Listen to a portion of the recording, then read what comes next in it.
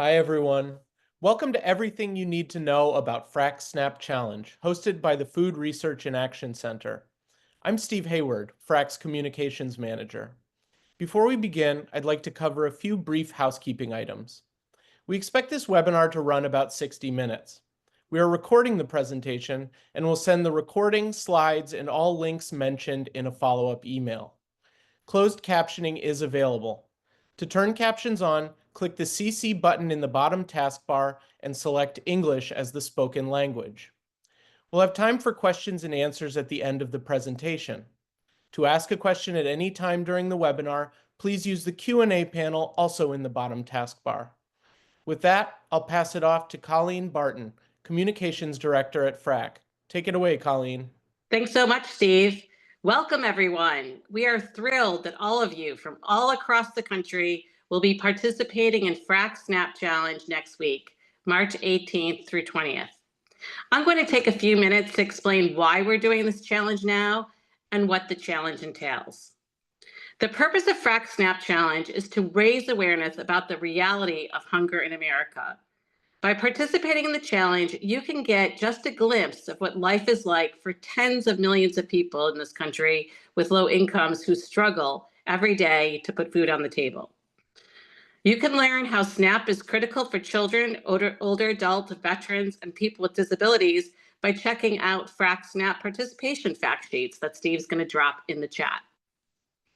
As you'll see, SNAP is critical to helping people afford the nutrition they need, and it also helps stimulate the economy. Despite SNAP's many strengths, though, the average benefit is just $6 per person per day. And yet, right now, there are members of Congress who want to cut funding from SNAP. Any cuts to SNAP would be devastating to individuals, families, farmers, and food retailers. We cannot let this happen. That is why FRAC and 1,800 national, state, and local organizations signed on to a letter urging Congress to oppose any cuts to SNAP. And now it's your turn to send a strong message to Congress. Your participation in this challenge will send a strong message to tell Congress keep their hands off SNAP and to tell them that they need to do more to protect and strengthen this proven program, not weaken it. So how can you participate in the challenge? First, you should spend only the average SNAP benefit, which again is about $6 per person per day. This means starting fresh. You can't use anything from your cupboards or things that you already have in your fridge. You can buy any food and non-alcoholic beverages except for hot foods. Because believe it or not, hot foods like rotisserie chicken, they're not allowed on SNAP. The length of the challenge is up to you. You can do it for 1 day, 3 days, or the full week, but we're recommending 3 days. Again, March 18th through 20th. We suggest that you go shopping on Monday so you can be prepared to start the challenge on Tuesday. For more information on the challenge guidelines, we are dropping our SNAP Challenge Toolkit into the chat for you to learn more. And we're excited, as I said, that we have so many people from all across the country who are participating. But of course, we want more people to participate. So it's not too late for you to ask your family members, your friends, your coworkers, and even reach out to your local policymakers and get them to sign up today. It's really important that you document and share your experience of taking the challenge with others to make sure your voice is heard. Later in the webinar, I'll be sharing what you can do to promote the challenge before it begins, during, and after. But now I would like to hand it over to Sophia Lorenz-Coy, Executive Director of the Food Group, who will share her recent participation in the SNAP Challenge. Sophia has worked in hunger relief her entire career. She is always thinking of creative ways to bring good, culturally connected food to where it's needed most. Her passion is collaborating with community partners to create a more equitable food system for all. Before becoming executive director, Sophia served as the food group's director of programs and operations. In that role, she embedded equity and systems change into the agency, and she created new strategies for community engagement. Previously, she served as Associate Director at Hunger Solutions Minnesota, working on federal and state public policy and expanding cross-sector partnerships with healthcare providers, policymakers, and farmers markets. Sophia is a graduate of Smith College, and she lives in I can't get that right. Minneapolis with her husband, twin boys, and two cats, Nick and Nora. We're so happy to have you with us today, Sophia. Hand it over to you now. Thanks so much, Colleen, and thank you to FRAC for the invitation and your continued advocacy and partnership. Um, I am the Director of the Food Group. We are located in the Twin Cities in Minnesota, and we were actually one of our policy bills at the state level this session is a senior bonus for SNAP. So we kind of were talking to folks at the FRAC policy conference last year, talked to Adele from New Jersey, got information of other states that have done that. And so we wanted to do a SNAP challenge in Minnesota to really raise awareness about the insufficiency of benefit levels. So it's kind of interesting. We had no idea we were actually doing it to kind of maybe combat federal cuts, right? But instead, we're really trying to do it for some state level policy work that we were working on. But what we did is, we got a lot of folks together. Ashley can speak a little bit to her role and experience in the challenge. But what we wanted to do was a couple of things. We wanted, first of all, to make sure that it was a great way to raise awareness about SNAP, but also that it wasn't a way to at all gamify or other the experience, right? Because for many of us, right, a couple small or bigger changes in our life, we could be relying on SNAP, or maybe some of people on the call already are. So it was really important for us that the messaging was not about, wow, come try this really weird and crazy idea for 3 days, but much more about, let's look at the realities of how hard it is to grocery shop, of how much mental energy goes into finding the best deals, of stretching dollars. We had a lot of people in our SNAP challenge talk about the experience of bringing things back at checkout, realizing that they had gone over budget. And actually, someone on our team talked about how that really reminded her of a thing she had to do as a kid, and she'd totally forgotten about that experience. But just how humbling that is to be at the cash register and realize you didn't do your math right. So a couple of things that we did, and I know FRAC has amazing resources as well. We have a group of folks from a lived experience cohort. Again, Ashley's going to talk more about that. But they all weighed in on our messaging. Again, really making sure that our messaging about SNAP really centers people who are using the program. We really talked about how important SNAP is, what a major role it plays, right? How, the charitable food system in no way can compensate for SNAP, and still, right, that the benefits are inadequate when we see what grocery prices are doing. And I think now, especially with the political relevance of the price of a dozen eggs, right? Looking at things like the SNAP challenge is more important than ever. So I know in Minnesota, a couple things that were really powerful was having people document their grocery shopping trips. We had our lieutenant governor do that. People posting receipts, sharing meal planning. And then a couple takeaways that we really heard loud and clear was just how hard it is not having convenience foods, or if you forget to bring a lunch to work one day. You are in a really tough spot if you have, just a couple dollars to figure out how to close that gap. So that's, I think, what I'll share for now. Happy to stay on and help with any questions toward the end as well. Thanks so much for sharing that, Sophia. That's some really good tips and guidance for our challenge participants, and really what framework they should have in their mind as they get into it. Again, it's just as Colleen said, it's just like a little glimpse, because poverty is all encompassing. There's so many other things like limited transportation, no transportation, homelessness, disabilities, so many other things that a lot of SNAP participants are dealing with. That it's hard to replicate, but the empathy and the compassion should be growing through this challenge.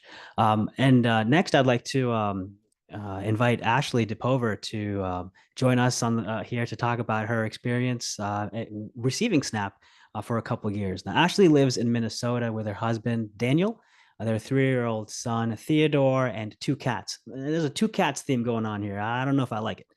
She's a special education paraprofessional and was on a lived experienced leadership cohort last year through the food group.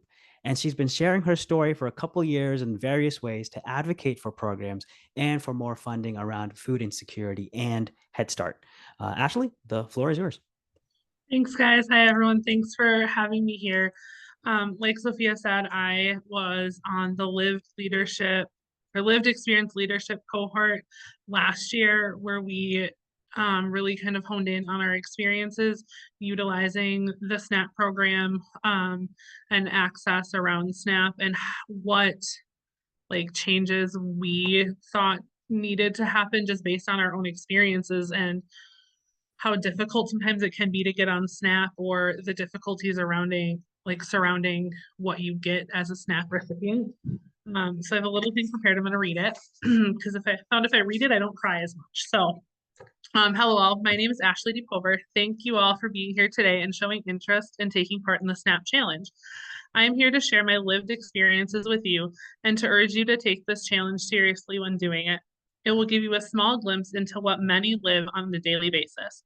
Just to give you a little background about myself, you've already heard some of it. I live in Minnesota, have been married to my husband for 6 years, and we have a 3-year-old energetic little boy and 2 cats.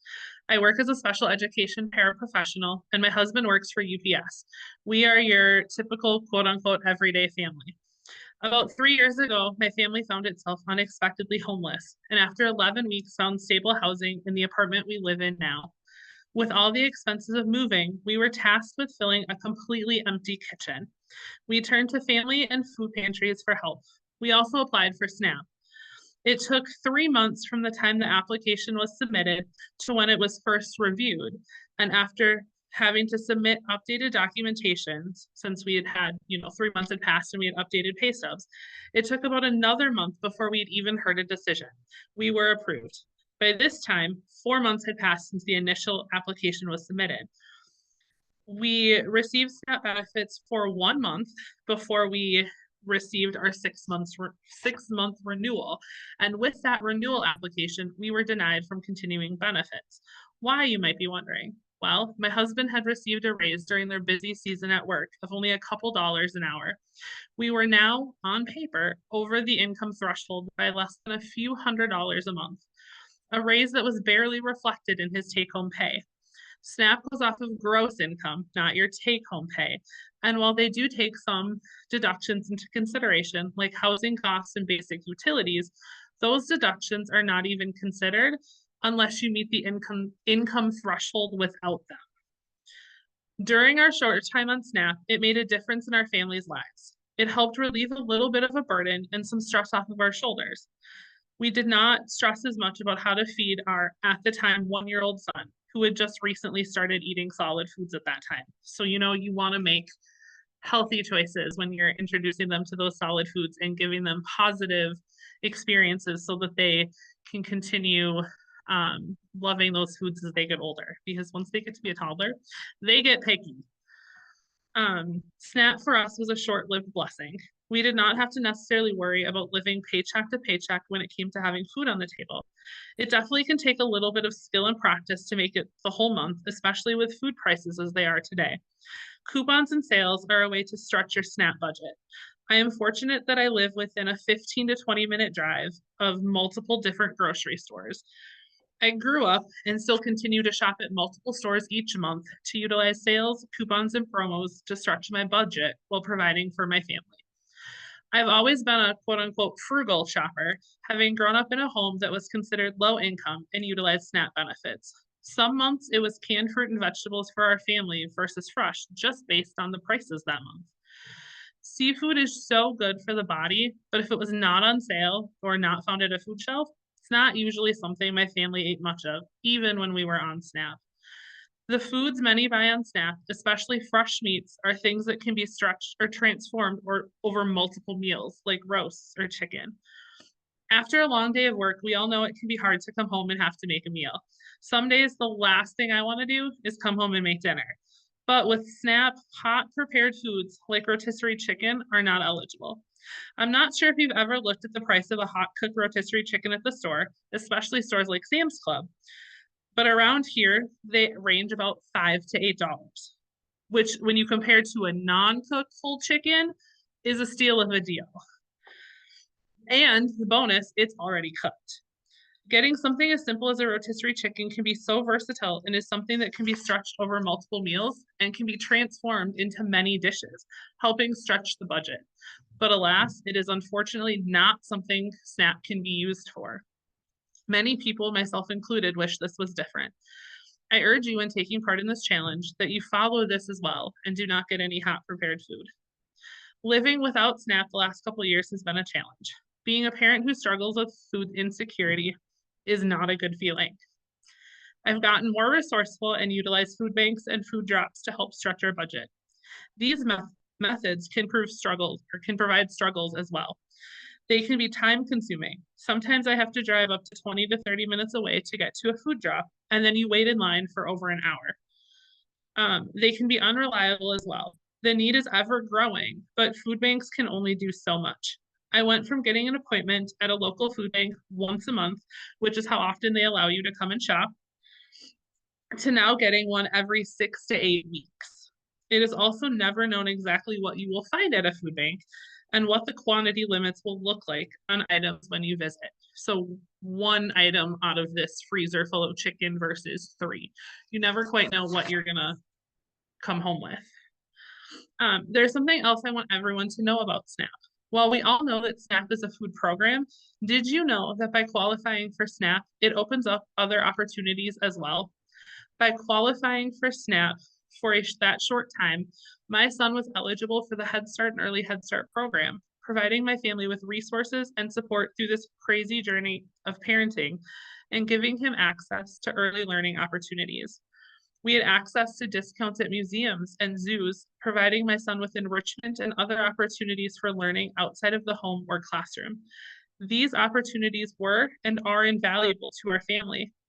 One thing I didn't mention about my energetic little 3-year-old in the beginning is that he receives special education services for a speech delay, one that is slowly improving thanks to all the resources and support we've received from the school district and the Head Start program, some of which we would not have known about nor would have received if it were not for SNAP. I want to close out my part of this with some messages for Congress. Food insecurity is a big issue in our country for many people. SNAP needs to be first and foremost protected and honestly strengthened and expanded. SNAP is a lifeline for many people. For some, it is the only way they are able to put food on the table. There is this idea that that everyone on SNAP is living off of the government and are people without jobs. I can promise this is not the case. When I was on SNAP, I was working multiple jobs and living in a 2-adult income household. SNAP is a program there to lend a helping hand to people, and without that program, the effects would be detrimental. Food banks would be stretched even more thinly than they already are. There are so many people who need access to SNAP, especially with rising food prices, skyrocketing rent, and stagnant wages that are just not eligible for it. Like Sophia said, many are only 1 or 2 things away, like a car repair or a higher energy bill, from possibly relying on this program. I once again urge you to take this challenge seriously. It's called a challenge for a reason. It might sound quote unquote easy on paper until you are in that grocery store. Put yourself in others' shoes, others who have no choice but to figure out how to make this budget work. Thanks, everyone. Thank you, Ashley. And thanks for sharing that. The realities of people who are living and receiving SNAP and living in poverty, it's a lot different than it used to be. A lot more double income households who are receiving SNAP had a very tough time. And Tim's going to be talking about this later, about the importance of the advocacy component of this SNAP challenge, because we are looking down the barrel of a massive cut to the program, where the House of Representatives recently passed a budget. It's not law. It just what the House version is, that seeks to cut $230 billion from the SNAP program. And there's not $230 billion to cut from the SNAP program. That would really decimate the benefits it would decrease the benefit. In fact, decimate is the wrong word because decimate means 10%. It's actually double decimate. It would be 20% reduction. So right now, the average that we're going with is about $6 per person per day. Should this benefit cut go through amongst any other cuts, if this benefit cut goes through, then that brings the benefit down to about $4.80 per person per day. So when you go out and you do the SNAP shopping experience, and you're looking to keep yourself within an $18 budget for the 3 days for yourself, or multiply that with others who are joining you, think about what you could get with $4.80 as well. Think about 20% reduction of what your total ends up being and what that could really get you. Not a whole lot. So a couple other things, a couple other like ground rules, or maybe to build on from what Colleen said. Some of you might think, oh, you know what? I could go to food pantry. That could be my once a month visit during those 3 days. We would encourage you and ask you not to go to a food pantry during this time. Food pantries have limited food, and we want to make sure that people who are going through poverty are able to access that food. Also, there's resources on the internet to help with meal planning on a budget. So feel free to, Google it and explore all of those. ChatGPT is also a resource if you wanted to check that out. Now, I was playing around with ChatGPT to see what they could come up with, and when I would ask it what's the total cost for this, it doesn't have the right numbers, because I went to a discount grocery store over the weekend to do my own SNAP shopping just to get a head start and see what it's like.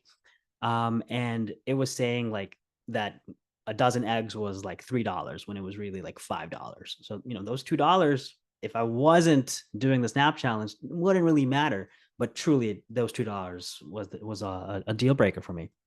So, you use those resources, or even try to go with your current diet and see what you can get with $18. Something I would say, I would advise, I'm not a doctor, I'm just a lawyer. So I'm a doctor of jurisprudence, but nobody calls me doctor. If you are, if you're pregnant, if you're nursing, if you have health issues, especially related to salt, I would not recommend doing the 3-day part of the challenge, because much of the food that is affordable at these price points have high sodium levels. So it can be more than enough to do just the grocery shopping experience, document that, video it, post it online, and talk to your friends and family about it, and share your feelings about the state of affairs. And that will do so much as well. When I went and I did this SNAP shopping experience, I took my my son with me, who's 3 years old, and it was important for me to not like leave him at home while I did it, because so many SNAP participants are single parents and have 1 or 2 kids. They don't have the luxury of keeping them at home. And so I was like, let me do this with him involved.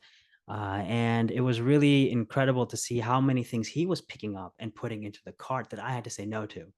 And I've never had to really do that before. And that was just heartbreaking. And then I thought I had done it all the right way. I thought I did the math correctly, but I was over budget when I got to the end. And it was incredibly embarrassing. I kind of went like tunnel vision. I'm just looking at the total and I'm thinking, what can we get off? What's the cheapest thing? What can we take down? And I posted this whole experience online on TikTok. And somebody commented like, why didn't the person who was behind you in the checkout line just pitch in a couple dollars to help you out? And I was like, what person? Because I was so tunnel vision, I didn't even notice that there were other people. And as soon as we were able to get it under $18, I paid and I left. So it was a really real and raw feeling. So take that, document that, and let people know about it, of what other our fellow people are going through. Now, Tim's going to talk about engaging with lawmakers and sharing this experience, and how the SNAP benefit is only $6 per person per day is impactful. I mean, I was just at a birthday party recently, and I asked a friend of mine over there how much he thinks the SNAP benefit is per person per day. I'm great at parties. And he says, I don't know, $80 per person per day.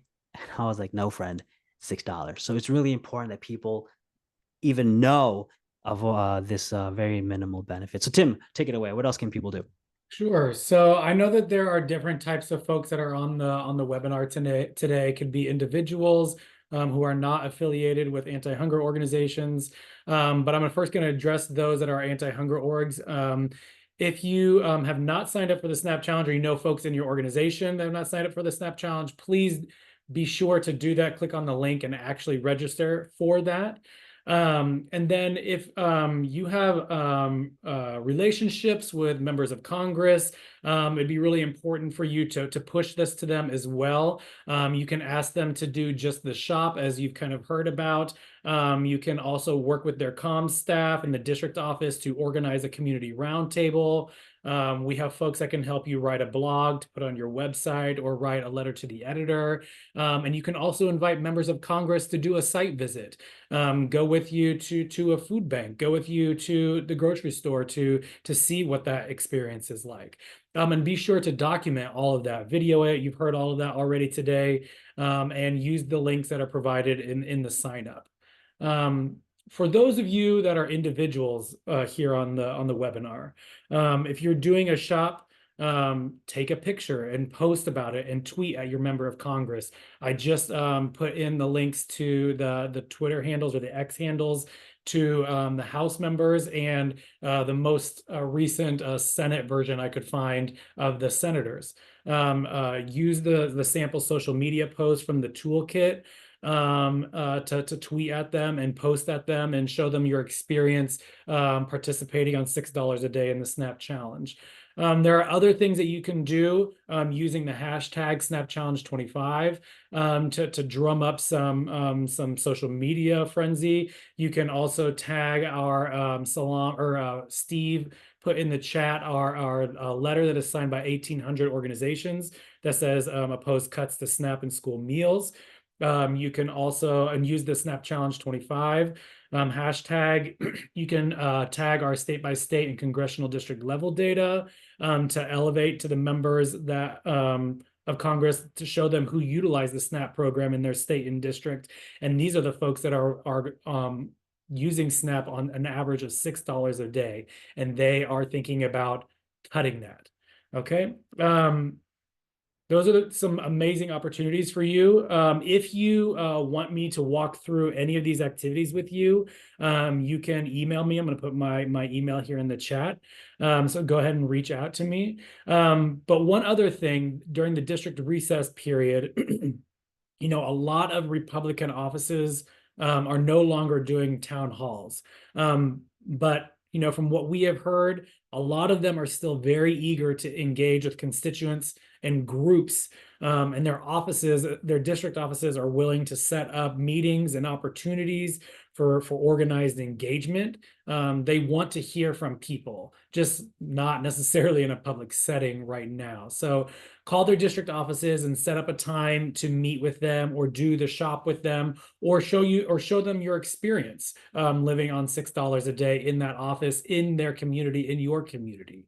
So those are a bunch of different opportunities for you to elevate the SNAP Challenge and what's happening right now on the Hill. Again, I'm going to put my email in the chat. If you have any questions, please feel free to reach out to me about reaching out to your member of Congress or their staffers or their district office. I can help you out with that. With that, I'm going to pass it to Colleen. Thanks a lot, Tim. We definitely want to make a lot of noise with this SNAP Challenge. So Congress hears our message loud and clear: no cuts to SNAP. And your documentation of your SNAP Challenge experience is critical to achieving this. So I'm just going to walk through, kind of echo some things that Tim has said, like what you can do before the challenge, during the challenge, and after the challenge. So right now, leading up to the challenge, if you haven't already and you're on social media, get out there and let everyone who is following you know that you are participating in the SNAP Challenge, and invite them to join you by sharing the sign up link. And again, I just want to make sure it's important that you guys do use the hashtags SnapChallenge25 and/or the hashtag HandsOffSnap in all your social posts. And this is because it will help others who are following along to see, the various posts, and it will also help FRAC amplify your SNAP Challenge experience. FRAC is on a bunch of channels. We're on Blue Sky, Threads, Facebook, Instagram, and X. So you can also find us on those channels and tag us in your posts, and we'll be sure to amplify them.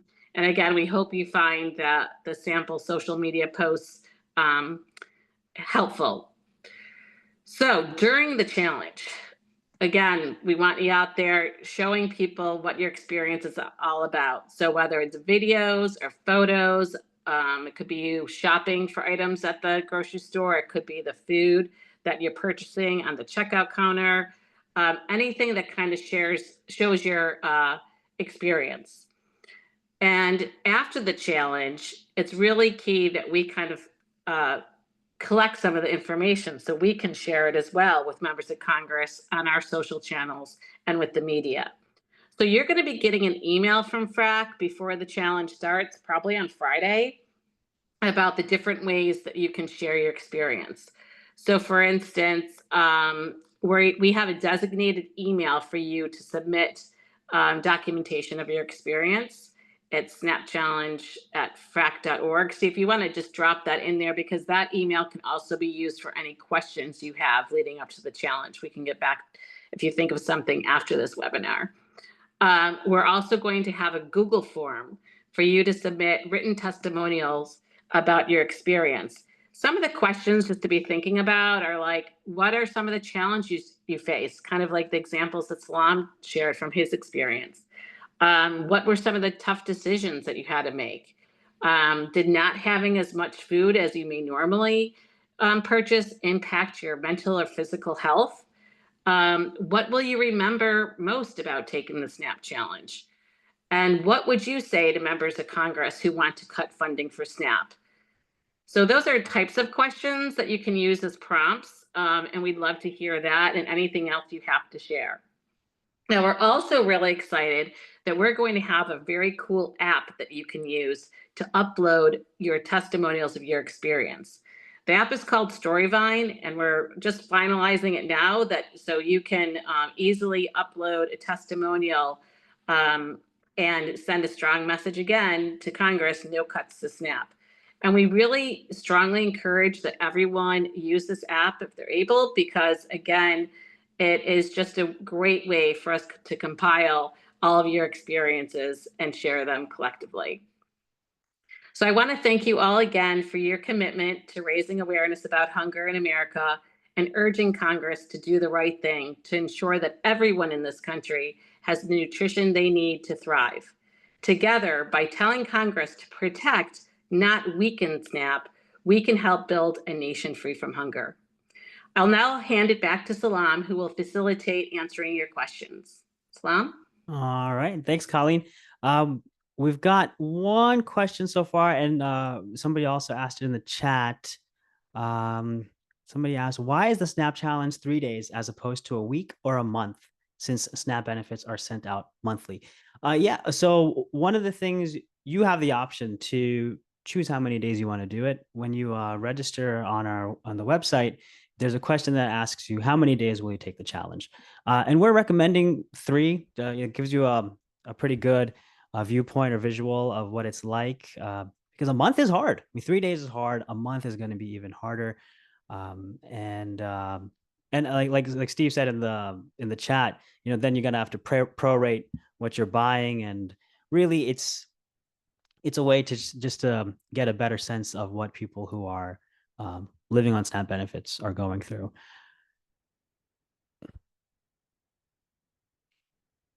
In the Q&A, Sophia said they shared a resource. Can you all share that resource again, please? I think I did just reshare it, Salam. Okay, perfect. Oh, got Yeah. it. Thank you. That's it. And I was just going to echo that, like, I think sometimes because it's called a challenge, we're all really focused on like learning the rules of it. And I mean, that's okay. We can have rules and guidelines and for sure things that we think about. But I think really it more is this right idea of the experience of it. And I do think one of the more powerful parts of it is the grocery shopping piece. And so I know, yes, you could definitely use things from your house and prorate and do complicated math equations. And again, some people do that, and that's great if that still resonates with you. For me, though, it was really important. I have twin boys that are 10. We went to the grocery store together. We meal planned. We looked for things on sale. They understood based on carrying the phone around and calculating that they couldn't get Oreos, so they didn't even ask, right? So I think it really is just about how you want to engage with it and what it is you want to learn to better understand maybe a different reality, or if you're on Snap, right, how we can share that and really normalize it. We are all making trade-offs at the grocery store a lot. It's just really different when those trade-offs have to be within $20, right? So that to me is like remembering to look at the right, not see the forest for the trees, right? Remember that it's not the rules, it's not how you prorate, it's not exactly how you do it. Everyone might have a little bit different way they approach it, but it's really about this idea of building solidarity, building compassion, understanding what an important resource SNAP is. So I just wanted to add that piece. Thanks, Sophia. And great question about foraging. Um, I say, yeah, if you can do it in a safe way. I know like sometimes you don't know which mushrooms are safe, but like if you're able to do it safely, go for it.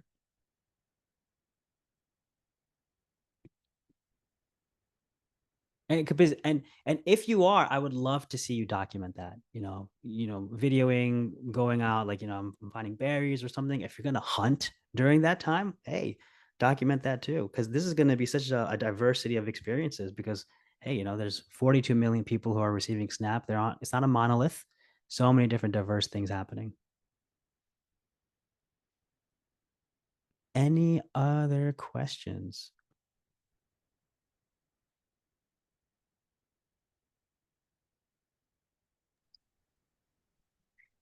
So I'm just going to add, we've know hundreds and hundreds of people have signed up for this. And again, we're really excited about that. But we also have heard from people who are going to take it, but they might not have already signed up yet. So we want to make sure that if you're taking the challenge, that you definitely have signed up. So I'm going to ask Steve if you could please again add the sign up link into the chat, because that's really important, because we're going to be sending like to Congress, like, hey, look at how many people in your state participated in this. So we want to make sure that we capture everybody who is participating. And also we'll be, as I mentioned, sending a follow-up email. So a lot of the links, all the links that are in the chat will probably be included in that email. And Steve Milano asks, can you use sale items, BOGOs, coupons, loyalty cards, manager specials, closeout, etc.? Absolutely. Yeah. And if you have a good way of finding them or some tips and tricks about that, please share in your documenting experiencing. And what we're going to do afterwards is utilize all the things that we get and publish it in some way, shape, or form so that other people can benefit too.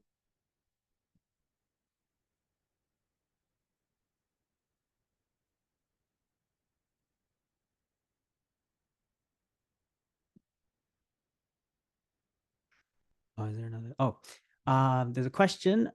Is there a resource you have used in the past to communicate about the reality of people who live in food deserts and can't really use their SNAP at stores?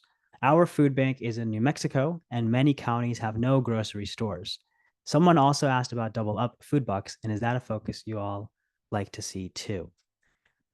Regarding the first part of the question, is there a resource you have used in the past to communicate about the reality of people who live in food deserts and can't really use their SNAP at stores?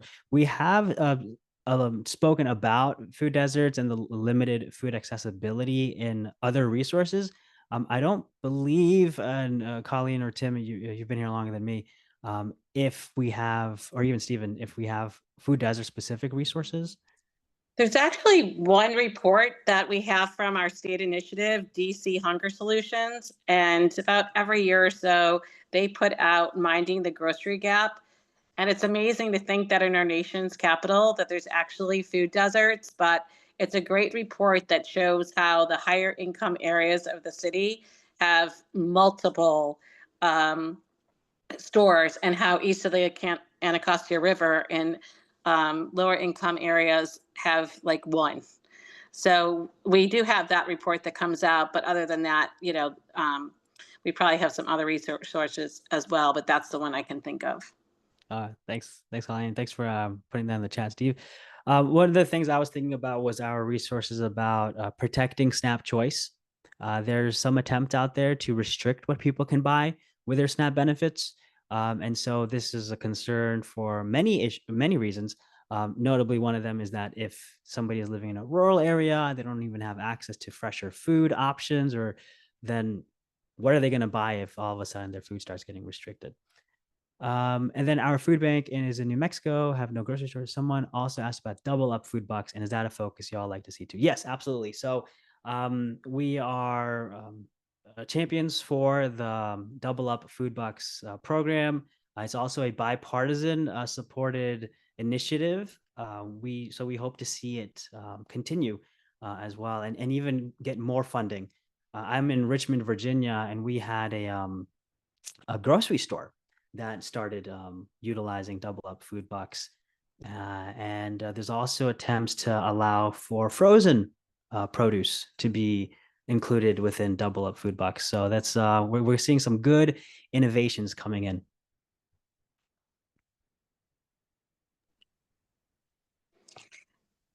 I also just had a thought while we're seeing if there's any more questions, is I want to make sure that everyone knows that FRAC works with a network of advocates from across the country.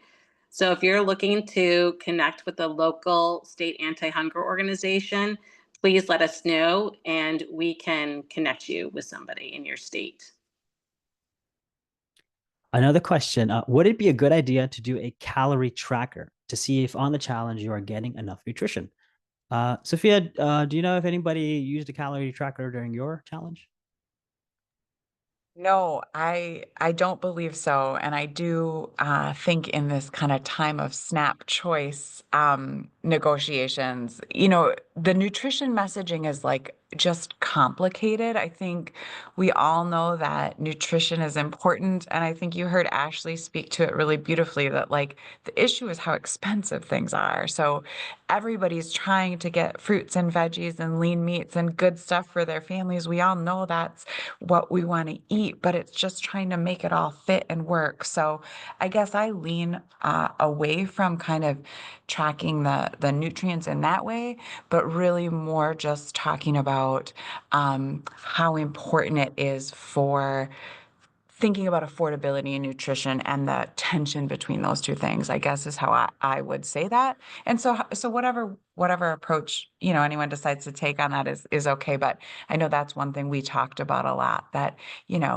it's hard. Ashley mentioned, like, if you say, oh, I only like fresh, or, for instance, my kids, their favorite snack fruit is raspberries. Okay, that's not happening on the SNAP challenge, right? Like there's just trade-offs.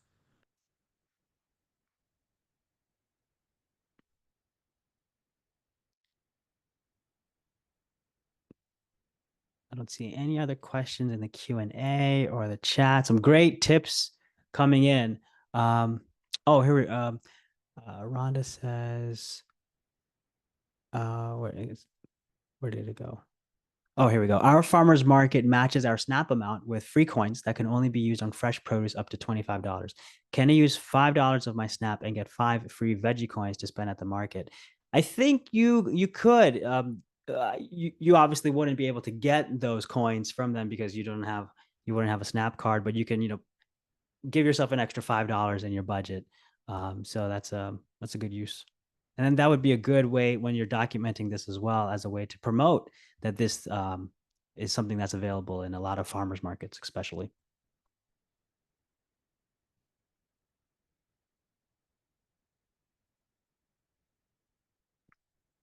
And yes, Angela, absolutely. And we called that out earlier too, but I want to double up that Angela says, as a dietitian, I also want to encourage people to exercise caution with calorie counting and the challenge if they are struggling with disordered eating, are in recovery from an eating disorder, or are recovered from an eating disorder. Again, there's so many different other things you can do as part of the challenge instead of doing the 1, 3, 7, 30 days. You can just do the grocery shop. You can participate in roundtables, call Congress and demand no cuts to SNAP. and a lot of other things that Tim mentioned. So lots of different opportunities to participate.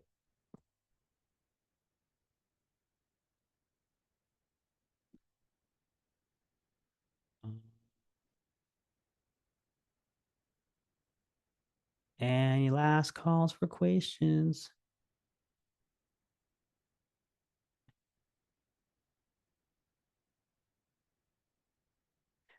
And one thing, I guess I'll say something, and then Colleen, we can wrap up.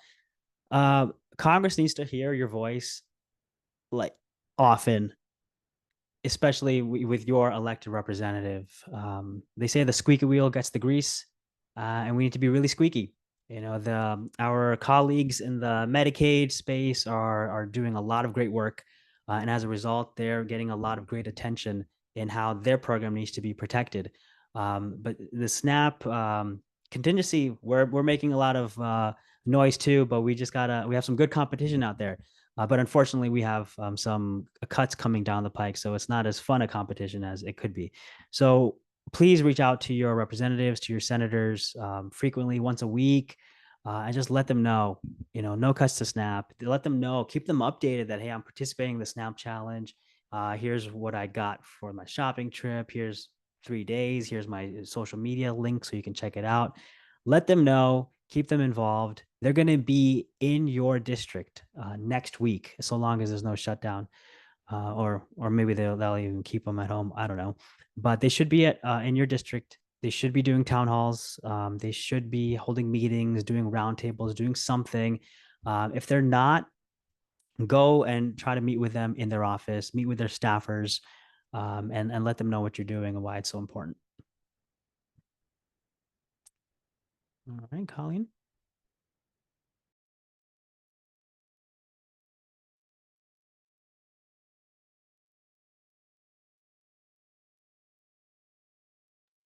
I think we're all good. Thank you again, everybody, for joining. Really appreciate it. And let's make a great SNAP challenge next week.